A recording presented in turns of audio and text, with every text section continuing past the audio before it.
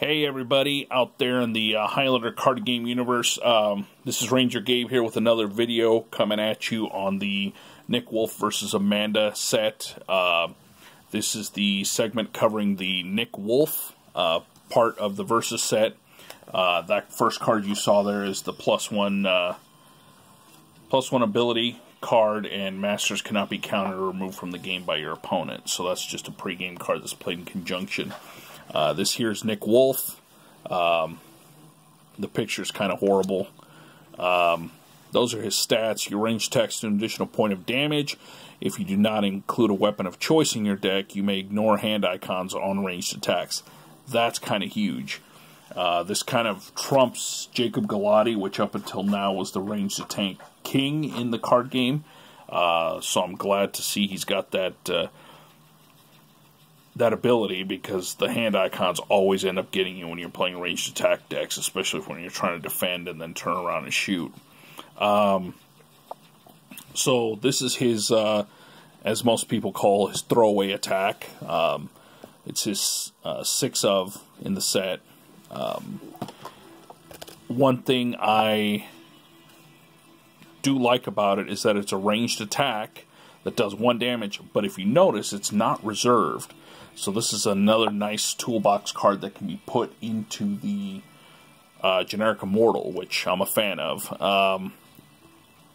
But it's a ranged attack for 1 damage, mid-center. That's pretty much speaks for itself. He has a Situation Lawman, which obviously fits his profile. Your cards cannot be the target of a Lawman effect your opponent controls, and draw at the beginning of your attack phase. Draw a card for each Lawman you have in play. Oh, that's nice. Then we have a card that I believe is misprinted. I'm going to have to check with everybody on this one. I'm not sure about it. I think it should be an object, because down in the text box it does not say event. It just says object hilt. So I believe the icon in the upper left-hand corner is a misprint, and it should be an object, but I will find out. If anybody knows already, let me know in the comments below. That'll definitely help our viewers out. But you may only play or put this into play if you're not using a weapon of choice. Again, it goes with his theme. You may choose for your basic attacks to be ranged attacks that do 0 damage, which is perfect for him because now his basic attacks do +1 because of his persona power. So now you're talking about 1-point ranged attacks. So definitely nice. That's actually going to help him out in his strategy if it's an object. If it's an event, that's kind of going to be a garbage card. The next one, Investigate, another Lawman card. It's an edge card for him. Played during your may do must do phase, you may take a card from your hand that is under a capture effect your opponent controls. That's nice, because right now everyone is using capture effects to nullify stuff.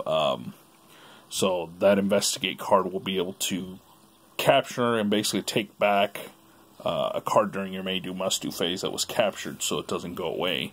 And then you can play it again. So that's a nice toolbox card for him. Then he has an extra shot. It's restricted to 4, though. Retrieve a weapon-specific attack from your opponent's discard pile and play it as an additional attack.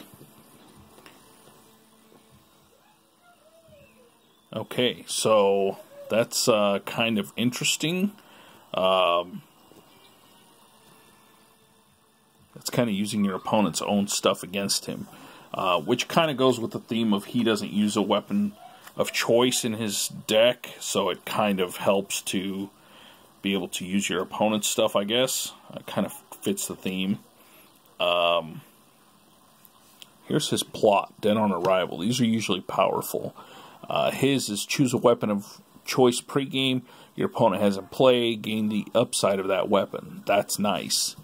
Not as broken as Amanda's plot is, but it's still pretty nice, because he's not using any weapon of choice, so he's got no downside, but when he has that plot in play, he gets an upside of a weapon of choice that the opponent has, so that's very good.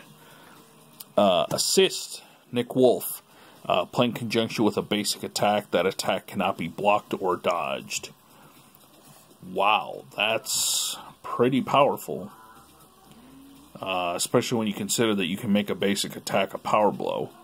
So as long as you're not using the 1911 that makes basic attacks into ranged attacks, you could go ahead at your opponent with a upper right basic attack, exert to make it a power blow, so now it does 4 damage, and with this card it's unblockable and undodgeable. That's kind of powerful. I don't know if Nick Wolfe, a fledgling immortal in the story, deserves that kind of a powerful card, but okay, whatever. Amanda, Situation Immortal Ally. And by the way, I do have to say, I do not like this color scheme at all. It's kind of like a coffee color.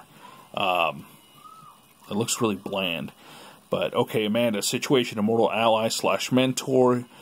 You cannot be the target of burn or discard effects controlled by your opponent.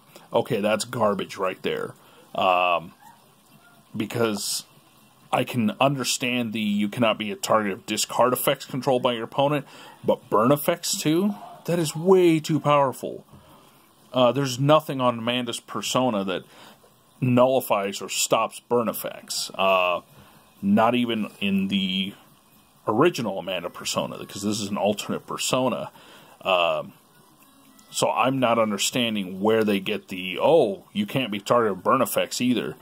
I can see how making her just stop discard effects would be less powerful, and they wanted to pump her up, I guess, and make her more of a awesome ally mentor, but I think they went too far with that. There's already enough stuff right now in the game to counteract burn effects. This did not need to be in there. So I definitely disagree with that portion of that card. And finally, Nick Wolfe has his dodge, his 6 of. In this case, he has a back away. This defense will not avoid ranged attacks. You may only play ranged attacks this turn, which doesn't hurt him at all because he's hopefully going to be doing all ranged attacks, so he's got plenty of time to go ahead and fire off a shot or two. And he was a big guy, so the actor himself who played him, so it kind of makes sense that he wouldn't be so nimbly to be able to get around various attacks. So that's it for this video. That's Nick Wolfe. Let me know what you thought. I know a lot of times you see these Versus sets on sale on eBay. You don't know what you're getting for your money, and I hope these videos help somebody out who's thinking of buying this set. Definitely let me know in the comments if this was helpful, and any other combos that you might think that the cards in Nick Wolfe might work well with to, you know, make it more competitive. But definitely let me know. Please subscribe and like, and I will see you on the next video.